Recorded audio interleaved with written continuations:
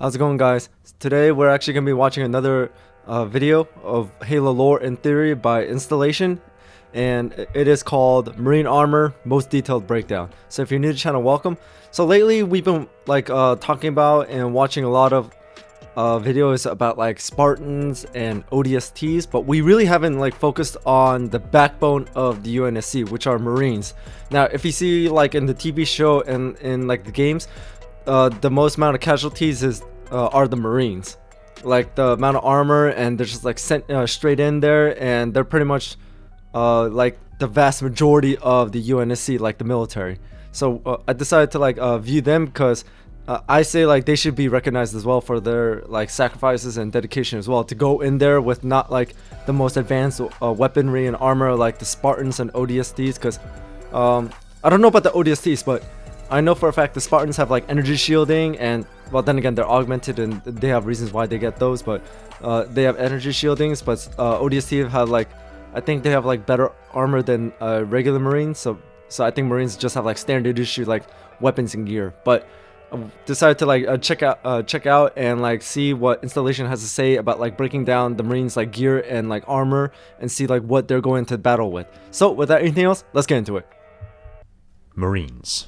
Focused, well trained, the primary fighting force of the UNSC, men and women of impeccable moral fibre and dedication to humanity. Marines Amen. Are individually resilient and motivated. They are the braves of our species, led by rank after rank of noble, passionate and honourable commanding officers all the way up the rank and file. They are often the first military presence the civilians will see in times of trouble. When colonies were mercilessly attacked by the Covenant, it was the Marines who held the line until the masses had evacuated. They would stand and fight for as long as they were able to assure the clear passage of civilians to bastions of safety. The training, the discipline, the character traits, the abundance of honour and strength in the face of adversity has not changed, but their equipment has. Over the centuries of evolution, from the first companies of Marine Commandos all the way to the UNSC Marine Corps of the 26th century, the Marines have always been trained to be elite soldiers, but the equipment they utilise to perform their duties has changed and morphed over the years to remain relevant and effective in the theatre of war. The Marines turned into the fighting force we see today as time, trial and technology advanced, as combat evolved. In the 26th century, as in the modern era, the Marines are instantly recognisable. Their no-nonsense attitude, their honour, bravery, dedication to duty shine through their external appearance. However, on the battlefield, there is one surefire way to spot a Marine, and that is by the Marine battle dress uniform they all wear, turning these individuals of honour and duty into a singular united force of strength and power. Hey everyone, welcome back to Installation 00, and today we give the Marine like I said, they need to be uniform recognized. the most detailed treatment. As with previous most detailed breakdowns of armour, we will work from the outside in, analysing every layer and component as we go. As I say in all of my most detailed breakdowns, the lore regarding the Marine BDU is substantial, but there are some areas where information is sparse. As such, in these situations, I will endeavour to apply known principles of science, technology and material science to hopefully bring greater understanding of just what would be necessary to achieve whichever result I am detailing at the time. As such, although I will stick as close to the lore as possible, in these particular situations I will have to stray from the lore. That's probably going to be the Marines armor in the future, because I mean like the camo and everything is pretty much similar of the technologies at play. Okay, with that being armor plating, helmet, boots, started. fatigues, everything. Got it.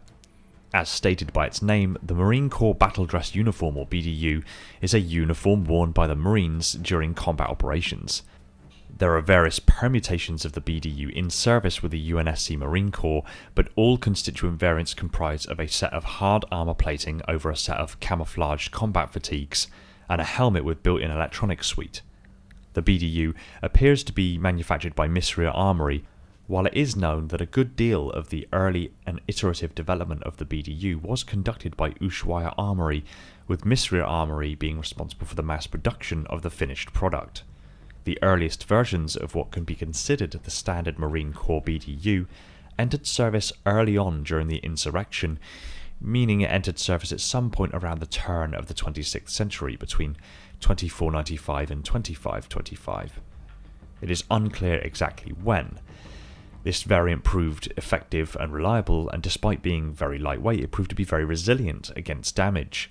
The design gives extensive protection to the wearer above and beyond what our current modern combat BDUs provide our current real-world militaries, but is by no means a perfect system. The armour still has some vulnerabilities and some pitfalls in its design which could be fixed with some relatively simple changes to its design. It is unclear exactly why this hasn't been done yet, but it is likely that the cost of the changes likely outweighs the benefit the changes would have to the end user. While I Okay, so don't basically agree with it's this ethos quantity in the over slightest, it does quality right appear now. that a soldier's life does have a limit on the value the UNSC are willing to spend. Disgusting when you think about it, but also an unfortunate reality of war. To quote a personal hero of mine, Bean Counters didn't think a soldier. Yeah, oh my... 100 grand. I was Well, literally on the just subject of thinking that. Batman, if you're not already, head over to my second channel, Lawcore Multiverse, where I'm branching out and giving other franchises the most detailed treatment. What does Batman have to do with that? Well, his suit's pretty cool, isn't it? I'll let you figure out what I'm getting at. Might not be the only billionaire comic book hero I'll be looking at either. Yo, that's crazy. I was just thinking The armor about plating of the Batman when they BDU said covers the soldier's life torso, is not worth it. shoulders, shin, That's forearms, crazy. and outer thighs at a minimum, with other variants providing more coverage. The armor is a composite armor plate with a titanium outer plate and bonded layers of high-density polymers and padding on the inner surface towards the body. The armor is very lightweight but also very resilient. I realized upon researching for this video that I have never explicitly looked into the technique of creation that the UNSC employs for their armor plating, so I feel it's time to look into what technique is used and why. And bearing in mind this applies not only to the Marine BDU but also many of the other armor plating that is used, including the shipborne armor plating and Mjolnir itself. Just from the footage available in the Halo 3 Landfall live action, I came to the conclusion rather quickly that the vast majority of armor plating systems used across the entire UNSC, including the Marine BDU, is created by forging, as opposed to machining or casting. Casting is where a metal is heated to a molten state and then is poured into a die. Casting is good for a complicated or complex part, and is usually done in small production runs and tends to be more expensive than the tooling for machined parts. Machining takes a block makes of sense. material and machines it with cutting tools. This is much cheaper, but it takes longer to have a finished component versus casting, depending, of course, on the part's complexity. Further to this, the very act of cutting creates large volumes of scrap material, which is ultimately just waste. Even when processes such as lean manufacturing are employed, the reductive process of machining results in high waste, as opposed to both casting and forging. Part surface integrity and strength is also a consideration. When machining, the tool cuts material away from a block. This means that the microscopic grain structure of the metal is interrupted by the cut, leaving individual grains open at the surface of the material, presenting a discrepancy in the surface integrity that can lead to weakness and part failure. The process I believe that makes sense. UNSC uses for their armor is forging, where a material is heated but kept solid and then molded to a given shape by high-pressure forging dies. Forging offers uniformity of composition and structure and results in metallurgical recrystallization and grain refinement as a result of the thermal cycle and deformation process. This strengthens the resulting product, particularly in the terms of impact and shear strength. Forging creates a part that is generally stronger and more reliable than casting and machined parts due to the fact that the grain flows of the material are altered, conforming to the shape of the part. This makes a part that is very, very tough. However, a couple of metal treatments They probably do that for are like likely the Spartan's performed armor. after forging, which further add to the titanium alloy's properties and makes it more suitable for use as armor plating. For the BDU armor plates, this means that the titanium is alloyed with other materials first to attain the right alloy and thus the right properties for the given application, in this case, armor. No information is specifically given as to what exact alloy is used, however. It seems highly unlikely that the titanium used for this armour would be pure titanium, as first, many of the characteristics of the armour in question don't align very well with pure titanium, and second, it doesn't appear that the UNSC uses pure titanium for practically anything else, other than to alloy it with other materials to create their signature Titanium A alloy, and other permutations of this alloy. In either case, the alloyed titanium ingot is then heated to a high enough temperature to make it malleable, but still solid. This causes the crystalline structure of the metal to break down.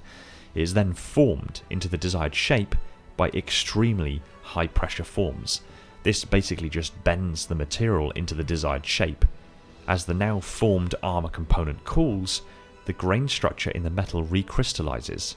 New grains form and grow, resulting in fewer dislocations of the grain structure. This is the end of the forging process, and now the armour plates are treated. It is then likely that the plates are This normalized. is more like something a Normalizing is blacksmith applied needs to hear. alloys to provide uniformity in grain size and composition. The metal is heated to a predefined temperature and then cooled by air. The resulting metal is free of undesirable impurities and exhibits greater strength and hardness. Normalizing is often used to produce a harder and stronger material, albeit one that is less ductile than that produced by annealing. After this, it is likely They probably do that for surface Spartan hardened. armors or This is where ODST the armors. surface of the material is heated and then quenched in oil or water, which rapidly cools it. This produces an alloy which has high strength and wear resistance, but can also make it quite brittle. Doing this only to the surface ensures the surface of the plate is extra hard, while the bulk of the plate maintains its ductility and toughness to withstand impact and shock loading, as would be expected from bullet impacts. The result of all of this is that the armour plates of the BDU are very lightweight but also extraordinarily resilient against ballistic weapons. The armour can take most rounds except for multiple high velocity armour piercing rounds. If I had to put a NIDG rating on the Marine BDU, I'd personally give it a NIDG level 3. This means that the plate is designed to stop 6 spaced hits from a 7.62 by 51mm NATO full metal jacket at a velocity of around about 2,780 feet per second. This is one of the most common rounds both in real life and in the Halo universe. The reason I chose this NIDG level as opposed to, say, a level 4 is simply because the level 3 is tested against 6 rounds, where the level 4 is tested to take only a single 7.62 armour-piercing high-velocity round travelling at nearly 2,880 feet per second. Okay, now he's Since getting level technical 4 on me. ballistic plates are only tested to stop 1 shot compared to 6 shots for a level 3 plate, a level 4 plate is not always better than a level 3. There is a level 3 plus, which denotes that it can take the same rounds at higher velocity or protect against other threats as well as the 6 shots, but I didn't choose this one simply because the level 3 plus isn't recognised by the actual NIDG authoritative body. It may be by the 26th century, but right now I'd rather stick to my guns, so to speak. The armour plates of the BDU can also be affixed with various additional attachments, such as ammunition pouches and utility pockets. The armour plates have also been witnessed to be up-armoured by peripheral armour plates. The most widely seen is the UA-NXRA, which stands for Up-Armoured Non-Explosive Reactive Armour. This armour plate is often seen attached to the thigh. It is basically 2 armoured plates separated by a silicone spacer. The 2 plates are given an electromagnetic charge. The damage to the exterior of the armour passes electricity into the plates, causing them to magnetically move together. As the process is completed at the speed of electricity, the plates are moving when they are physically struck by the projectile, causing the projectile to be deflected, while the energy is also dissipated in parting the magnetically attracted plates. The BDU also contains a few electromagnetic holster strips for weapons. As evidenced by Sergeant Johnson, one is between the shoulder blades. Johnson holsters his battle rifle here. It would appear that the armour contains a reactive system, possibly linked to a gesture-controlled system, or even the standard neural interface of all Marines enlistment. It could be that the very act of Johnson reaching for So his basically battle the rifle armor is triggered more for sensors like in the movement and fatigues of agility his rather BDU, than for like which caused the indestructibility magnetic and holster strength. strip to deploy in an upward direction, presenting the grip of his rifle to a retrievable position above his shoulder, or that he simply thought makes about sense. grabbing his rifle and an intuitive neurally linked system recognised this and did it for him. I'm inclined to believe the gesture controlled system is more likely, as there doesn't appear to be a way for the BDU to interact with the user's neural Yeah, interface. I mean, like maybe there's like a Usually pin right here I'd when you suggest like the helmet try has to something reach do for with it. But Johnson isn't wearing a helmet in this scene. Nevertheless, the BDU has the magnetic strips that holster weapons and retract them out of the way and redeploy them should the Marine need it.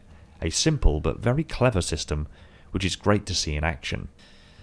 It is worth noting, however, that the nature of the armor plates being solid and uncovered as they are does mean that a risk of injury as a consequence of sprawl is a legitimate concern. When a bullet strikes the plate, it is possible that small pieces of the bullet and the armor itself could break away and deflect. If such a piece deflects from an impact on the chest and travels upward, this high-velocity sprawl can cause significant injury or death if it struck the user underneath the chin, for example. The armor plating and soft armor fatigues protect the wearer practically everywhere else. However, this one vulnerable area is left. It could be somewhat solved by installing a collar on the front of the chest armor that would redirect sprawl away from the face and deflect it away from the user. However, I have yet to see any such system implemented. On top of this, the armor plates perform quite poorly against directed energy weapons, often being heated or melted completely by the intense heat. Newer models have made use of a similar crystalline refractive coating that is used on Mjolnir, but even this has its limits. Overall, the armor plating of the Marine BDU is impressively resilient, lightweight, and extremely effective at protecting the wearer's vital organs, which is ultimately what you want from armor plating. The CH-252 helmet is made of a composite armor plating with layers of padding and an internal electronic suite.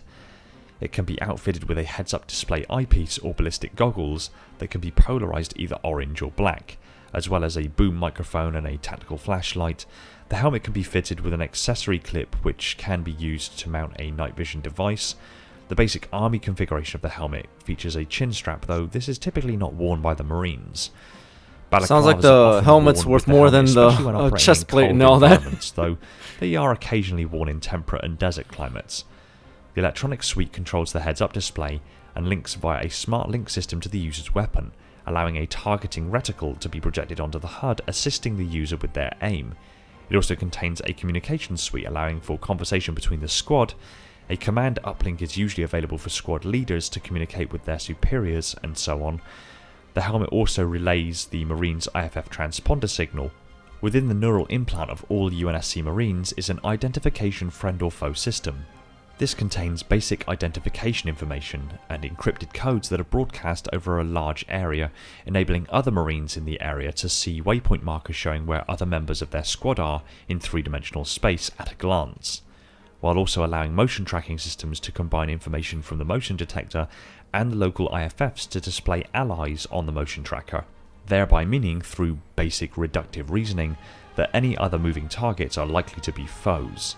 The helmet also contains a mission camera which records to an internally enclosed storage medium. This is apparently a universal storage medium which can be removed and inserted into either. Oh yeah, other we saw Marine this helmets, in Halo or even Reach, kind of like Mjolnir a helmet, video. as we see Master Chief do in Halo CE. This camera records the mission from the Marines' not point of Reach. view Halo and Combat enables Evolved, my bad. intelligence officers to Don't gather blast me. information on the mission, as well as analyze how the operation went. And in situations of misconduct, the footage can be reviewed to see if the Marine or other Marines in the area acted in accordance to established laws of war. The ECH-252 is an enclosed variant of the standard CH-252 helmet. The helmet can be fully noble enclosed team. and environmentally Rest in sealed, peace. featuring a polarized or unpolarized visor based on the preferences of the user, which is also the basis of the Beta 5's Division's military police helmet, which is a shared asset among the branches of the UNSC Armed Forces. This helmet can also be used in conjunction with Mjolnir armor. This version can be used with vacuum suits during extravehicular activity, as well as being utilized during terrestrial combat as part of the Marine Corps' atmospheric and exo-atmospheric BDU, and is also the standard issue for the Army's UH-144 Falcon and YSS-1000 Sabre pilots. A variation of the CH-252 helmet was worn by officers of the New Mombasa Police Department. This version features a large blast shield to protect the wearer from small arms fire and presumably from shrapnel and secondary explosions. Like its military counterparts, the NMPD's version of the CH-252 could mount a boom microphone. You can ask practically any Marine and they will tell you that one of the most valuable pieces of equipment that they have are a comfortable pair of combat boots and socks. Oh, It is yes, absolutely yes. no different for Yes. a 26th century Marine. The I BZG-7 highly boots agree. appear to be standard lace-up combat boots covered in varying types of armor. The armor attached to the boots covers the upper part. Number one of thing the we always shin tell each from other, all sides. change The boot socks. itself is covered in light armor plating. In the later versions, the metallic armor covering the upper shin appears to be separate from the boot and does not cover the back of the leg. Armored coverings attached by straps are often worn on the boots for greater protection. The boots have impressive grip and traction even on the slickest of surfaces, and most Marines of the UNSC Marine Corps agree that the boots are very comfortable. It stands to reason then that technology of footwear has advanced somewhat, massively reducing the chances of blisters on boots that are relatively new to the wearer. The exact mechanism about how this is achieved is unknown, but given the advancement of material science and other technologies, I would wager that hydrogel probably has something to do with it. Ultimately, if a Marine's feet are comfortable, they can march all day and kick ass all night. Or run. Yep. UNSC fatigues are typically a multi-layer of aramid fibres such as Kevlar impregnated with shear thickening fluid or liquid dilatant armour. This means that just 3 layers of Kevlar provides the same ballistics protection as 15 layers of untreated Kevlar. While it will stop small arms fire, it will cause excruciating pain due to blunt force trauma. There are also likely layers of high-strength materials and waterproof treatments. The fatigues include Why do you a even do that? camouflage to allow the wearer to blend into their environments. Why? Camouflage patterns utilised by the UNSC include grey urban colour. I'm talking about this a guy. model Like, green why is he jungle like or forest just like camouflage, a light knocking grey out and white Marines? snow camouflage, and a desert pattern. UNSC Air Force pilots wear fatigues with a maritime blue camouflage pattern. While not nearly as effective as Covenant active camouflage or the photoreactive panels on the semi-powered infiltration armour used by the Spartan 3s, it provides users with a basic level of concealment from enemy forces. Fatigues are worn on missions where the added protection of heavier armour is a disadvantage, such as difficult terrain or stealth missions, as the clattering of armour may alert enemies in the area of the location of the Marines. On top of this, the weight and bulkiness may inhibit the wearer's movement and performance. Due to the fatigues being made of soft materials rather than heavy armour plating, fatigues provide little protection from Covenant-directed energy weapons, which can melt and burn through most materials it comes into contact with. The earliest known iteration of the Marine Corps BDU was in use during the insurrection and continued to see service well into the Human Covenant War, with some units fielding this model as late as 2559 in the Second Art conflict in the post-war era due to cryosleep. Notably, this model was standard issue so they during pretty the much kept Harvest the campaign same model and throughout saw the entire extensive time. use during the early stages of the Battle of Earth. The fatigues have a two-tone greenish-grey camouflage, whereas the armour is issued in both reflective drab and matte forest green. The cold environment fatigues used the same camouflage pattern with white in places of green. Similarly coloured armour and a matching helmet are worn with this version. The shoulder pauldrons of this model came in at least 2 designs, the standard version being a broad concave form that covers the shoulder and most of the upper arm, while an offhand variant is thicker and sits higher on the arm, extending well beyond the shoulder. Marines with this variant often wear polarised tactical goggles and balaclavas, even in temperate environments. The chest piece used with this model is composed of very heavy armour plating. The forearm, shins and boots are fully armoured. Some users wear tactical thigh rigs and holsters, while some wear armour covering their thighs. Often the left thigh is armoured while a holster is attached to the right thigh. The M52B variant Well, it 1, depends if you're the right-handed first or version left-handed. of the M52B body armour, as it was worn by Marines in 2552 during the earlier stages of the Battle of Mombasa as well as the Battle of Cleveland, and consists of a chest plate and back plate assembly with a supplemental abdominal plate and linked lower back plate that collectively maximises torso coverage. The chest, abdominal and lower back plates are frequently affixed with varying configurations of pouches. The chest plate and back plate themselves are distinguished by their relatively square overall shape and the shallow, shaped cutouts over its surface. The chest plate reaches up to either side of the wearer's collar and entirely over the wearer's trapezius in order to connect with the back plate, lacking prominent buckles or straps.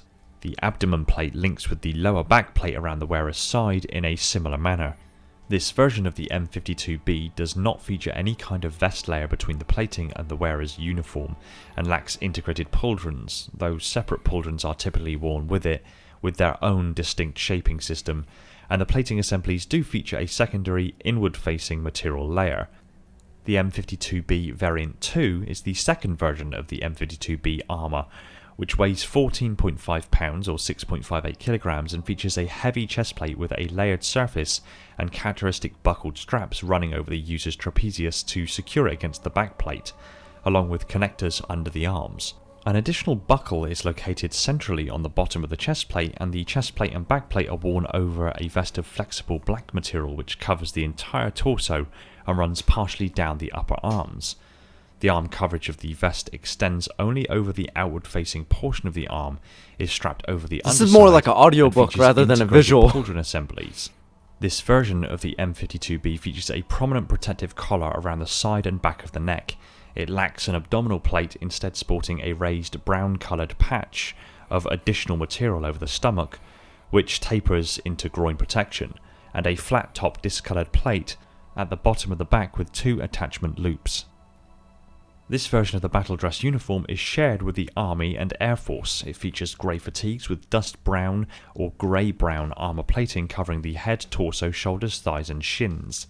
At times, Marines wear only their utilities and soft body armour, even foregoing helmets and body armour plating in hazardous combat operations, sometimes substituting their helmets for boonie covers or bandanas. Some Marines have small medical packs built into their back armour plating. Many helmets worn with this system include a holographic tactical eyepiece. Marine pilots usually wear a modified version of the standard Marine uniform, though they are known to utilise the BDU without modifications as well.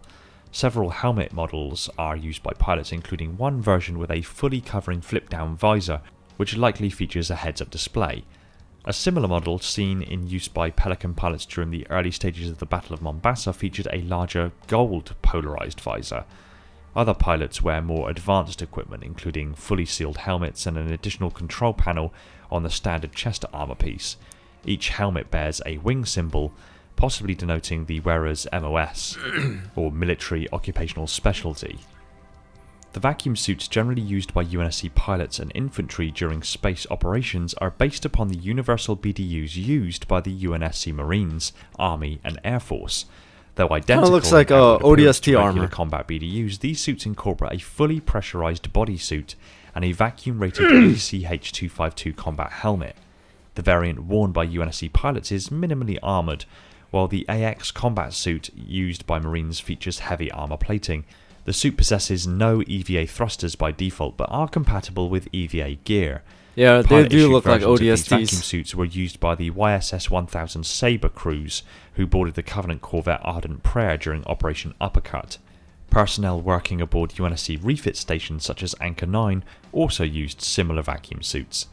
Marine-issue vacuum suits were used by Sergeant Johnson and his squad as they neutralised the unsecured data of the UNSC circumference in orbit above Reach. Vacuum combat suits are also used during atmospheric missions where atmospheric hazards such as nearby glassings are present. This was seen during the Battle of Azov, where UNSC Marines assigned to the UNSC Pillar of Autumn used vacuum combat suits. A model of the vacuum suit that was used by UNSC Marines in the early years of the war was more clearly distinct from ground-based BDUs, featuring a green full bodysuit with olive drab armour plates and a helmet equipped with a HUD and comm system. They were used by teams sent to clear the nav database of the UNSC Prophecy during the Harvest campaign in 2531.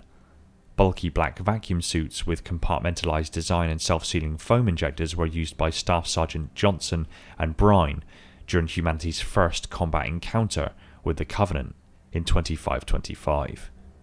A newer version of the BDU entered widespread use after the end of the Human Covenant War, seemingly based on a similar model which saw service as early as 2526 with the cadets of the Marine Garrison of the Corbulo Academy of Military Science. This model shared many features with Heavy the post-war infantry, BDU, medic, and namely field a sergeant. similar ballistic vest and two-colour motif in the trousers, with the insides being either black or khaki brown. While the general arrangement of the post-war BDU's armour sections remain largely similar to the prior variations, a new, more prominent ballistic vest has been adopted as an additional defensive measure beneath the plating. Elements of previous BDUs are also incorporated, including what appear to be several updated models of the CH-252 helmet, as well as a new variation of the VZG-7 armoured boots. As with the other generations of the BDU, there are several configurations of armour worn over the BDU, which consist of several configurations for infantry, officers and corpsmen. A variation worn by almost all Marines on duty aboard Infinity, possibly a designated security or shipborne configuration, includes a larger, bulkier helmet worn with a basic ballistic vest, armoured boots and shoulder pieces. This variant is also seen in either completely red or blue colours in wargame simulations. The standard issue version worn by Marines engaged in ground operations designated infantry varies slightly and includes one of two models of helmet, one of which bears similarity to the wartime variant of the CH-252 worn with the cross-branch BDU, the other of which is referred to as an off-world helmet, with either an array of tactical pouches or an armour piece on the chest. A variant designated heavy infantry has notably up-armoured chest armour plating and a full-face helmet with a white face mask and green-tinted visor. The variation shares many traits with the armour worn by NCOs in the field, which combines the up-armoured chest piece with an armoured collar on the left side of the neck, similar to that worn by post-naval officers, and an insignia-bearing cap. The armour worn by corpsmen is fully white, with red detailing and a considerable amount of tactical pouches to contain medical supplies. Marine communications specialists wear their comms units on their backs with the standard infantry BDU. The post-war BDU also has a considerable number of accessories to be worn with it. These include wrist-mounted displays, tactical goggles, thigh and shoulder plates, combat knife sheaths, and helmet attachments. The fatigues worn beneath the ballistic vest and armour are characterised by their twin-tone coloration, in addition to the primary colour. The uniform has reddish-brown sections on the inner portion of the legs, the neck, the upper part of the sleeves and the sides of the torso. The primary colour of the uniform is commonly olive drab, although grey variants are also widely seen, notably on corpsmen. The armour and helmet itself is either olive drab, khaki or white, depending on the user's requirements. The Marine BDU has served the Marine Corps well for over 30 we're at the years, conclusion. in truth likely much longer than this. While not as powerful as Mjolnir or as protective as the ODST BDU, the Marine BDU offers a marine ballistics protection over much larger areas of the body than would otherwise be currently available, whilst still being impressively light and still able to stop multiple high-velocity rounds. The electronics grant the Marine better situational awareness and coordination with their squad, as well as higher performance with their weapons. While the BDU is decidedly less impressive than Mjolnir, SPI or ODST armour, the importance of a reliable, effective and resilient armour solution for the beating heart of the UNSC military cannot be understated. As I previously said, although the suit has some minor drawbacks, if these were addressed and the budget allowed it, our modern day Marines could be outfitted with this BDU, as it is completely within our current ability to produce. The materials and technology utilised within the BDU are completely possible right now. Although our current real-world military-grade personal body armour is decent and has undoubtedly saved many lives over its tenure, it also has its limitations. I personally would love to see our brave men and women on the front line outfitted with armour systems much like the Marine BDU, which ultimately increase their chances of surviving and returning home to us safely. Make no mistake, the Marine BDU could do exactly that. So why aren't we funding this? Maybe it's high time I pull a finger out and put a proposal together. Get a crowdfunding page up and going and get the BDU made real. But then, if I'm going to do that, maybe I should be looking at the ODST armour, or indeed Mjolnir. But that is for a future video. Alright guys, so that was the breakdown of the Marine armor. And there's a few things I want to say. First, when he said that, when he started like going down of like the armor and just like how it was created and saying like there was like grains and like the integrity of it is pretty much compromised, and saying it's due to like mass production, and that way it's a lot cheaper rather than rather than it taking a lot more time and money. I was like thinking, okay, so it's quantity over quality. So that's basically what I'm getting, because I'm like, they're recruiting a lot more people, and to like keep up with like the amount of like people becoming Marines, they need the equipment. But I think it was more of a like a time issue rather than a like financial issue. But that clip where they showed the Batman Begins, like saying like where Morgan Freeman, Christian Bale, because I own Batman Begins and I love Batman movies, and when he was like showing Lucius Fox was showing Bruce Wayne like the armor and saying like they didn't put it into like mass production, and I remember Lucius Fox's like response saying like the company didn't think a soldier's life was worth $300,000, like 300 grand. But like if you think about it, if like in that universe, I mean the Batman universe, they had like they actually like went through that and actually gave like Marines or soldiers or whoever's on the front lines Batman armor, then it would increase their chances of coming home like literally tenfold, because we've seen how like durable and agile the Batman armor is like throughout those 3 movies: Batman Begins, Dark Knight Rises, and we even see him at the end of like Dark Knight where he got shot by like Harvey Dent, like Two-Face, and he still survived with the armor. Sure, it was like a later version of it where it was like a lot lighter and less plates, but still it survived a straight shot. So if you think about this, and if the armor was like ODST level armor or Mjolnir armor for every single Marine, I promise there'll be like less Marine casualties, but it's gonna cost a lot of money.